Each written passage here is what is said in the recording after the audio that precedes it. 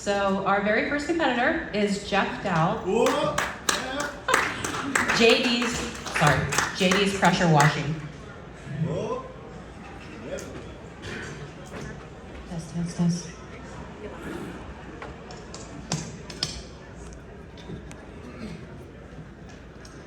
Good morning. Morning. Good morning to everybody else in the room. My name is Jeff Dow. I first want to say thank you to Veterans Florida for putting this together, as well as those at Action Zone, Rosie, and them who put me up for this. So I thank you guys. My name is Jeff Dow. I'm the founder of JD's Pressure Washing, where moms hire us to buy dad's time back. And this business originally got started kind of as a favor to a friend.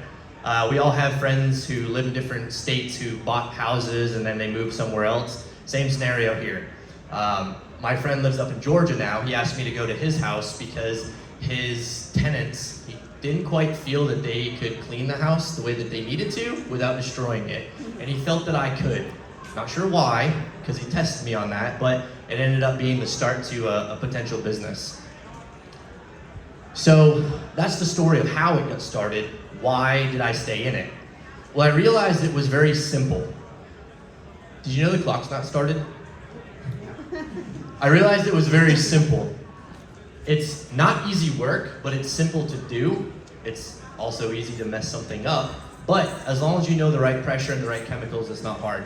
It was a very low investment as well. Initially, it was $3,500 and I was up and running, which fortunately for me, that reduced the risk overall.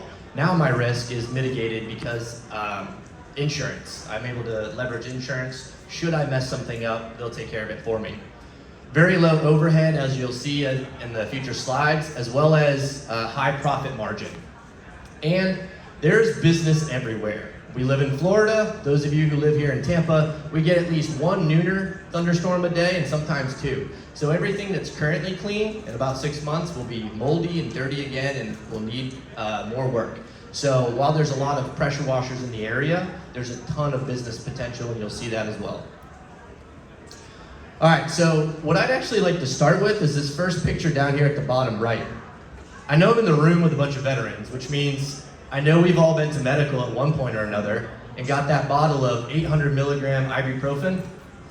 I'm pretty sure a lot of us, those of you who have ever gone and pressure washed your own home before, that's how your day looks and probably your next week after you get done. Because you're gonna end up using a machine similar to what you see here on the left. That is a Ryobi basic. You're gonna find it at Home Depot or Lowe's. The problem with that, while it may match the same pressure per square inch that my machine will, it's not gonna put down near as much water, which means it's gonna take longer and you're gonna be out there for a longer time. The guy up in the top right, that's the look on your face when I start talking about all the different chemicals that you're gonna need to remove the mold, to remove the efflorescence, to remove all the different things in and around your house without taking off the coating that's on whatever that material is. So with all those things said, the number one thing that I know most people, and I've already heard it in here today, time. It's gonna take a business owner, it's gonna take a homeowner time. Precious time that most likely dad is going to be out cleaning for an entire weekend when he could be out with his family, doing stuff that matters to them. That's where all of us really wanna be. When you have the time and money, you wanna go live your life. You don't wanna be staying home, cleaning your entire house all the time, and ending up in medical to go get yourself some ibuprofen. So hire us to do it for you. We have the chemical knowledge. We know what types of chemicals to use on what different types of substrates. We also know all the different types of organic material and what works best to remove it efficiently. I also have an industrial strength equipment that's second to none when it comes to a Ryobi. I can get the same job that'll take 2 days for the average Ryobi to do. I can knock it out in about 3 hours, and that's just by myself. And lastly, we take on the physical labor, so no recovery time for you. These are just a few pictures, just some before and afters I wanted to show. The coolest thing, that first picture over there on the far left, the driveway at the top, that was my first driveway. I was walking through my neighborhood trying to figure out how do I even get business. and I saw a sign sitting in the lawn, and it had a phone number on it. So I called it, and I said, hey, I know curb appeal is a really big deal. I said, I just started a pressure washing company, and I'm offering right now for $100, for $97, the first 10 people who jump on this, I'll clean your house for you. And what's cool is that house was up for sale for about 3 months, and it sold within 2 weeks of getting that driveway clean. I can't say that it was the pressure washing that did it for sure, but it definitely helped. So here's the traction side. I got my business started in August. Like I said, I went door knocking, my least favorite thing ever to do. And I just started to figure out what worked. I tapped into my Facebook, and over time, I was able to clean 7 houses, 18 driveways. I also do paver sealing, so there's 5 in there. I included it because that was a big part of almost breaking $11,000 in my first few months in business. I bought all my equipment, my pressure washers paid off, my trailers paid off. I was able to get 2 different pumps for sealing, t-shirts, and pay for my website. Now here's what's cool. I said that there's a lot of competition. There's a ton of pressure washers in the area, but we don't see each other as competition. In fact, I recently just gave a job that I had to somebody else because I knew it was outside of my strength. There's 547,000 homeowners here in Hillsborough County. Of those, 110,000 make more than $100,000 a year. Now that matters because that's expendable income, and those are people most likely to not want to clean their own driveway, clean their own home. They want to go out on the boat. They want to go out and spend time with their family. And the numbers on there, the second one, 240 to 480, I got that incorrect. It's actually 20 to 40. That's supposed to be for the entire year. So 20 to 40 homes at $500 on average would yield about $10,000 to $20,000 a month in my business. The bottom portion that you see down there, that's just kind of another, you'll see in a couple slides, I talk about marketing. I want to reach 16,000 people through a couple different ways. It'll cost $6,000, and I just put a simple example there. If I were to reach 16,000 homes and just got 2% of those, at the very minimum, my minimum rate of $175, I could pull in 56,000. So 6,000 investment, return 56,000. Now this is just an example of 2 of my products, and I try to standardize it. Every house is different, every quote is different, but I try to do something that was meaningful. If I were to do a home, average home, $350 is what I would charge. There's only $20 in materials, and it would take me about 3 hours to do it, paying myself $20 an hour. That would be a $270 profit. For the driveway, $175, that's my minimum. If I'm doing the 2 together, I would probably only charge $150 for the drive. But solo, my minimum is $175, $10 in materials, $20 for an hour to get it done, $120 in profit. That's what made me really excited about this business when I first got started. So what's next? Well, within a year, I want to be making $120,000 a year. And I know that I can get there by leveraging the marketing that you see in the next 2. 10,000 door hangers, reaching 10,000 different homes, but also 6,000 for EDDM, every door direct mail, so that I can get there even faster with a professional card that makes it in their mailbox, and I don't have to worry about no soliciting signs. I also want to leverage marketing through social media and hire on my own videography team so that I can kick it up a notch. I'm comfortable in front of a camera, I think I can have fun and tell a funny story that's memorable that makes people want to reach out. I also want to buy myself a truck. You'll see what I'm currently using in the next or second slide, and you'll love it. I'd like to get, by year 3, I'd like to double all that stuff. I'd like to double my income. I'd also like to get a second truck with what you see here. This is a skid that's installed in the back of a truck. Essentially, that's 2 soft washes and a pressure washer. That allows me to do a roof, low pressure, a house, low pressure, and then concrete, whether it's driveway or sidewalks. I can hit an entire house with 3 of us in about 3 hours and make $1,200 with that setup. And then within 5 years, my game plan is to start looking at, would it make sense to continue to buy new trucks? Or should I be looking at other businesses in my area who are contemplating should I keep doing this or should I let this go and do something else because it's just not profitable?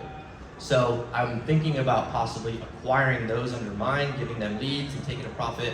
I don't know, that's 5 years from now, but it's something that I'm thinking about and wanting to expand. Told you, you're gonna see what I'm driving now. I'm not kidding, that is my Miata. I do tow an 8x5 foot trailer. With that, I installed it myself. And it does, while it's good with marketing around town, I prefer to have a truck for a lot of obvious reasons. Right now it's just me, but within 12 months I would like to have 2 additional workers with me, and then within 2 to 3 years I do want 2 trucks and having 6 of us as a team building this here in Tampa Bay. With that, I have 45 seconds for questions. I mean, 5 minutes, 45. So we don't, the mic's over there, so I'll speak up a little louder. So do you, in your business model, see yourself branching into the point of having annual contracts to ensure that your customer base isn't just a one-off customer base? So, I don't know about contracts specifically, but I do want to get to a point where I start to ask customers, would you like me to come back every 6 to 12 months? There are areas here in Hillsborough, like Avila, and a number of very affluent neighborhoods. I would love to get in there and be their person on a regular basis, mostly because I know that that's recession-proof. Bless you. So a couple of questions on my point. I think going back to what Jimmy was saying, is there a plan to just stay? Are you staying in residential, or are you scaling to go into commercial? I'm looking right now. Residential has been what's opened up for me. I'm open to commercial. I'm definitely open to going the commercial route. There's a lot more profitability in there. I just haven't got my foot in the door, and I know.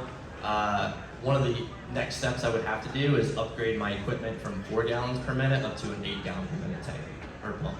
And then just a last question: what is essentially your competitive advantage to other pressure washing businesses? That's a good question. So what separates me from other people is really trust. It's my connection with the customer. It's them getting to know that I'm going to show up on time. My guys are going to be there if it's in the future. We're going to be professional, we're going to get the job done, and whether they're there or not, they can trust that we will take care of their home as if it's our own. Can you talk a little bit about, you started with your profit margin, but as you begin to hire and then purchase additional trucks, it looks like that will negatively impact your profit margin going forward. How are you going to account for that in pricing?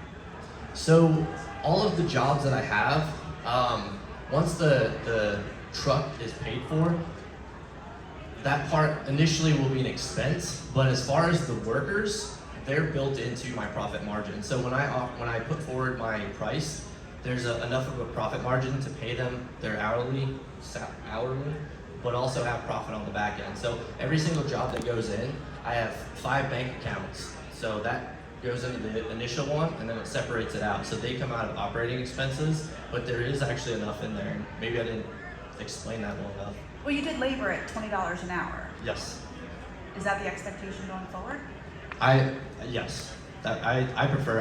That's what I would pay myself, and I intend on hiring somebody at a quality level to also pay them that same amount. And there is a ton of profit on top of that as well. 2 questions. One, when you laid out your production model, and I believe you give yourself 3 hours per home to knock them out, I'd like to know how many per day, and then how many actual days of production availability do you expect to have? Did you factor in inclement weather, things of that nature in that model? And number 2 is the vehicle. How much for the vehicle? Can you price that out? So for a truck you're talking about? I would say 20 to 30,000. I don't need anything super nice, super new. I just need a truck that's capable. So have you priced out what you showed us in the photo? That I have not, no. Okay. I did put on the projection, I did put 20 to 30,000 as a range.